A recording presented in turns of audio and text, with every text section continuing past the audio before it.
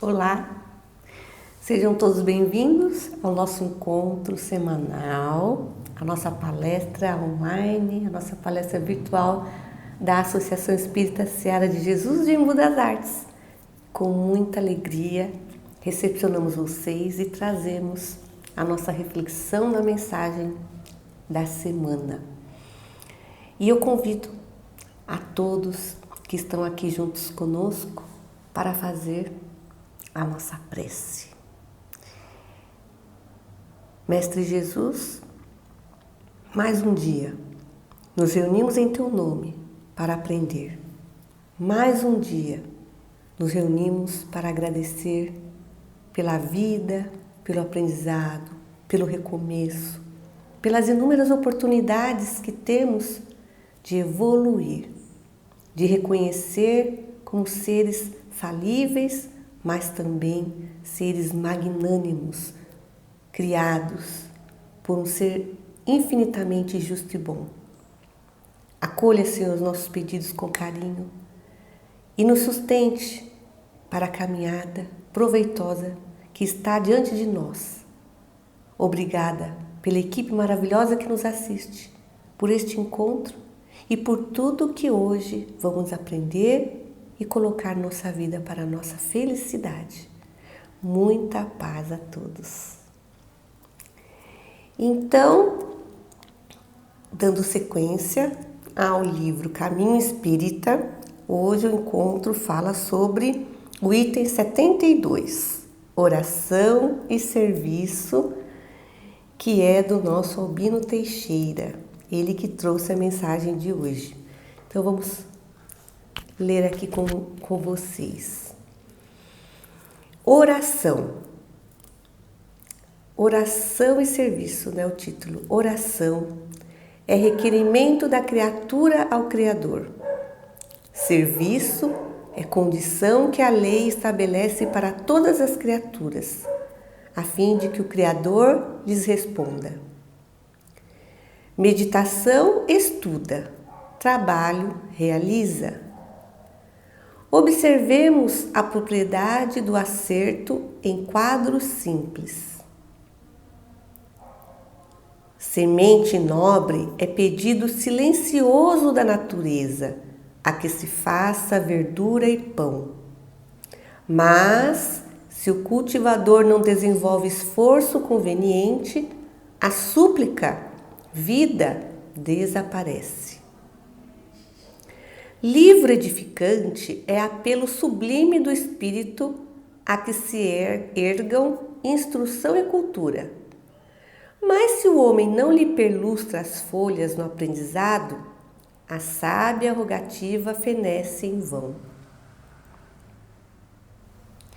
Música, ainda mesmo divina, se mora exclusivamente na pauta, é melodia que não nasceu. Invenção sem experimento é raciocínio morto. Oremos, meus irmãos, mas oremos servindo. Construção correta não se concretiza sem planta adequada. Mas a planta, por mais bela, sem construção que lhe corresponda, será sempre um sonho mumificado em tábuas de geometria. Assinado Albino Teixeira. Então vamos à nossa reflexão. Nós, estudiosos da doutrina, já compreendemos e já acolhemos algumas informações no que diz respeito à nossa evolução, nosso progresso espiritual. Desde eras passadas, nós cultuamos a divindade, seja ela pela natureza, seja ela pelas formas que nós criamos de escultura, seja ela pelos rituais de música, de dança. Nós temos dentro de nós essa vontade de fazer essa constante comunicação com a criação divina. Mesmo na nossa ignorância, no nosso primitivismo, nós tínhamos dentro de nós esse desejo, essa essência. E nós buscamos e buscávamos o tempo todo fazer essa comunicação, pedir ajuda, agradecer de formas diversas. Na história das religiões, na história da evolução do mundo, nós temos vários exemplos, várias citações e várias representações verídicas das culturas de várias civilizações no que tange a forma de se comunicar com a divindade. Muitos de nós fazemos rituais que nos beneficiavam, pois eles faziam com que nós, dentro do nosso sentimento, acreditássemos estar muito mais próximos de Deus. Com o tempo, com o conhecimento, não só o empírico, agora veio o conhecimento científico, nós passamos a questionar algumas posturas. E na mudança desse questionamento, por causa desse questionamento, a mudança de postura, aliás, nós deixamos algumas formas de representar a religiosidade, a nossa ligação com Deus e buscamos a razão. E a razão muitas vezes nos diz que não há necessidade de formas, de manejos de objetos ou de posturas para essa comunicação. Diante de todas essas informações, o que se salva e que é importante nós sabemos e priorizar é a finalidade dessa comunicação. Nós sabemos que orar serve para louvar, para agradecer, para pedir, mas nós muitas vezes, pelas nossas fragilidades e dificuldades, acostumamos muito mais a pedir do que a agradecer. E louvar, às vezes fica até no passado. Porém, hoje, com a instrução do nosso irmão Albino Teixeira, nessa preleção bonita que ele trouxe para a gente, ele faz a nossa reflexão se voltar à obrigatoriedade do ser humano em cuidar de si.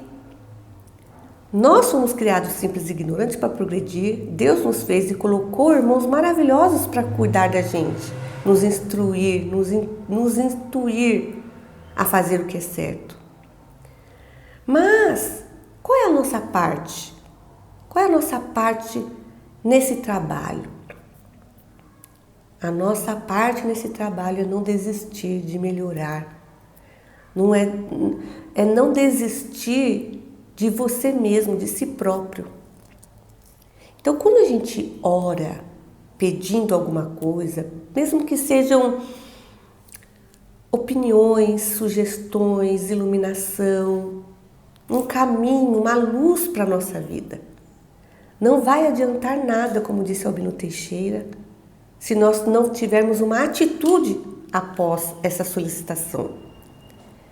A oração, ela movimenta as nossas células, os átomos. Eles se movimentam de uma forma grandiosa que um dia a ciência vai conseguir representar claramente para a gente numa televisão essa movimentação e comprovar, principalmente aos mais céticos, o poder da prece. Mas para quem tem fé, para quem acredita de verdade, já sabe o quão é poderoso uma palavra sincera, remetida ao alto. E que alto é esse? A Deus. Quando a gente pede com fervor, com convicção, e depois disso nos mexemos, movimentamos nossas mãos, buscamos algo para a nossa mudança, isso acontece. Muitas pessoas consideradas fervorosas, com um poder grandioso de modificar alguma situação pelo poder da oração, sabe o quão é poderoso esse momento para todas as pessoas, para tudo que existe e para todos os momentos. Então eles fazem da oração a sua vida. E a oração não é a ritualizada, não é a dita memorizada. É um ato contínuo de ver o belo em tudo, de de ter as oportunidades na vida como presentes, mesmo aquelas que às vezes nos trazem dores. O sofrimento que muitas vezes nos chega é para nos testar, mas às vezes nós esquecemos do poder da prece e caímos na dor e não conseguimos dela se levantar. O que Albino vem falar para a gente? É preciso essa movimentação para sanar aquilo que está nos prejudicando, seja uma doença, uma dificuldade de entendimento, uma sugestão que eu preciso receber para saber qual caminho seguir. Precisa-se do movimento. Não basta eu ficar orando dentro do meu quarto e não acolher um livro que me chega à mão, abrir um livro para receber uma mensagem, uma instrução, receber um telefonema de alguém que vai nos iluminar com o seu exemplo, com a sua vida. Sair para a rua, conversar com pessoas, assistir um filme, estudar, aprender, servir, estar em contato com as pessoas. Sendo assim, a oração unida ao serviço, ao trabalho, à ação, é tão poderosa quanto todos os elementos que se utilizam para se fazer uma bomba atômica. É poderosa e ela está diante de nós de uma forma tão simples, tão acessível, que às vezes é até vergonhoso dizer que não se sabe orar ou que não se ora.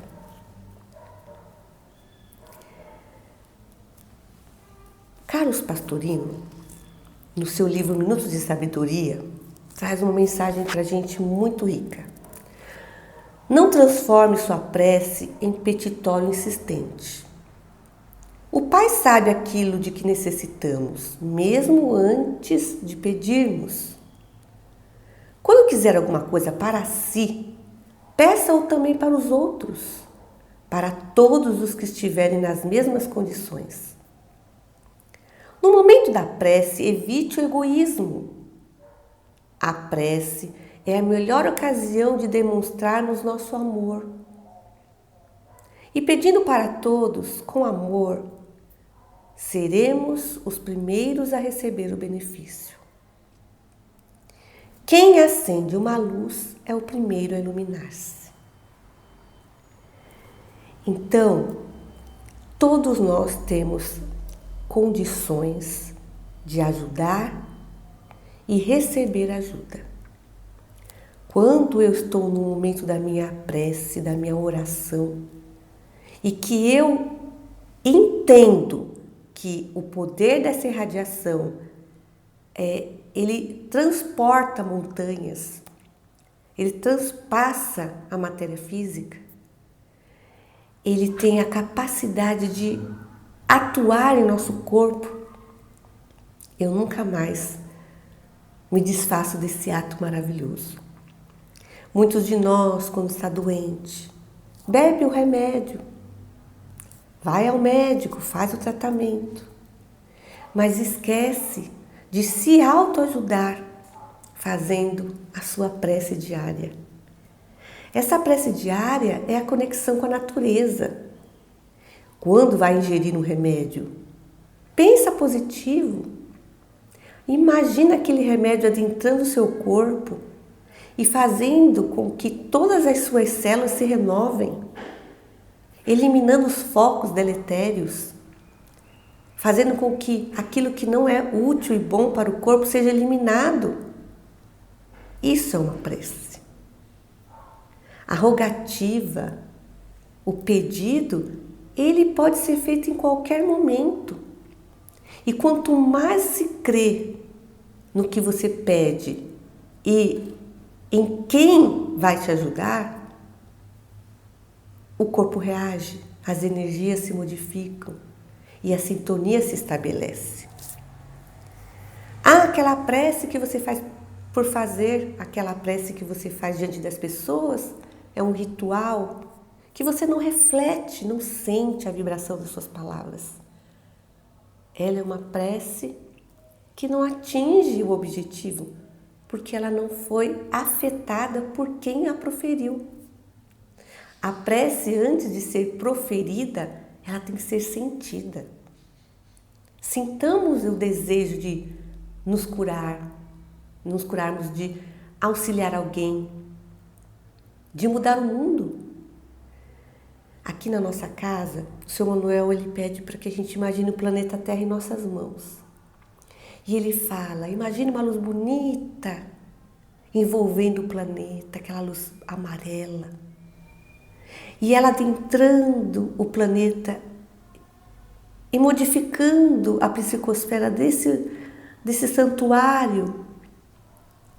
E enquanto ele fala, eu vou imaginando ela penetrando nos oceanos, nos continentes, nos países, nos estados, nas cidades, nos municípios, nas ruas, nas casas e chegando em nós. Olha que movimento interessante. Eu creio e eu me sinto bem fazendo isso. Então, olha o poder da oração. Se todos nós tivéssemos esse hábito constantemente, nós movimentaríamos a psicosfera do planeta e com certeza ela já estaria diferente. O nosso corpo, quando está adoecido, ele buscaria os seus próprios mecanismos de cura. Como é importante saber disso e ter esse entendimento. Eu vou ler uma história para a gente, muito interessante, que vai elucidar esse momento. O título dessa história é Luz na Montanha. Em uma aldeia escondida entre montanhas altas e cobertas de névoa, vivia um homem chamado Elias. Ele era conhecido por sua sabedoria silenciosa e seu coração incansável. Todos os dias, ao nascer do sol, Elias caminhava até o alto da colina para orar. Suas orações não eram longas, nem rebuscadas, mas sinceras. Ele falava com o divino como se conversasse com um velho amigo, com respeito, mas também com intimidade. Após cada oração, Elias descia para o vilarejo e se dedicava ao serviço. Ajudava a reparar telhados, cuidava dos doentes, ensinava as crianças e ouvia os que sofriam em silêncio. Alguns diziam que ele era um santo. Outros apenas o chamavam de o que serve. Elias, no entanto, nunca buscava reconhecimento. Para ele, oração e serviço eram dois lados do mesmo rio, que o levava em direção à luz. Certo dia, um jovem forasteiro chegou à aldeia em busca de sabedoria. Ouviu falar de Elias e foi até ele perguntando: Mestre, como posso alcançar a iluminação? Elias olhou para o céu por um momento e respondeu: acenda a lâmpada da alma com duas chamas, a da oração e a do serviço. Ore para que seus olhos vejam o divino em tudo. Sirva para que o divino possa ver através de você. O jovem, confuso, perguntou: e se eu orar muito, mas não servir? Sua luz será como a de uma vela ao vento, respondeu Elias. Bonita, mas instável. Mestre, e se eu apenas servir sem orar? Ah, será como um rio sem nascente, disse Elias. Um dia secará. O jovem entendeu. Ficou na aldeia. Orava todas as manhãs e a cada gesto de ajuda sentia-se mais leve, mais claro, mais vivo. Aos poucos compreendeu que a iluminação não era uma conquista súbita, mas o brilho constante de quem se dedica, dia após dia, a amar com a ação e escutar com o coração.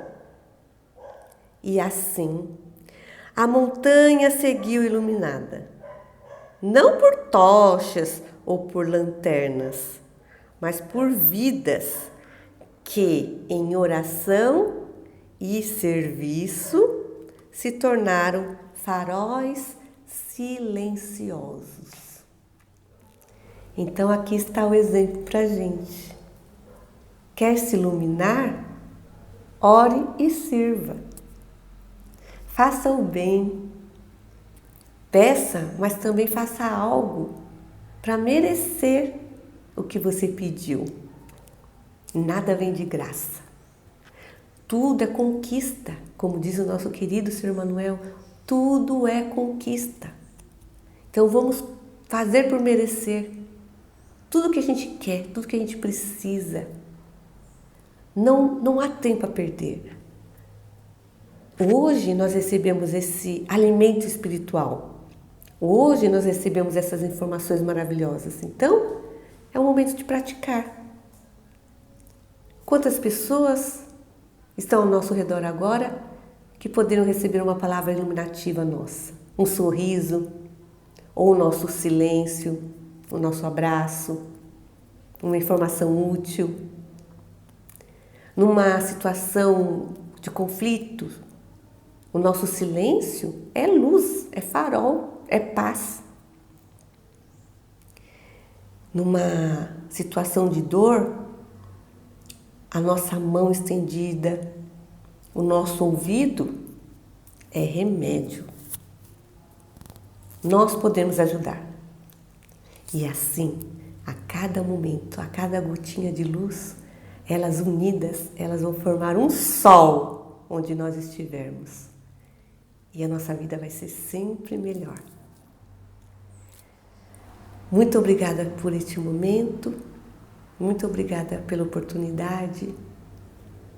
Muito obrigada por estarmos aqui. E que nós, com a nossa iluminação, consiga tirar a sombra de algum espaço desse planeta. Muito obrigada, meus irmãos. Que assim seja. Graças a Deus.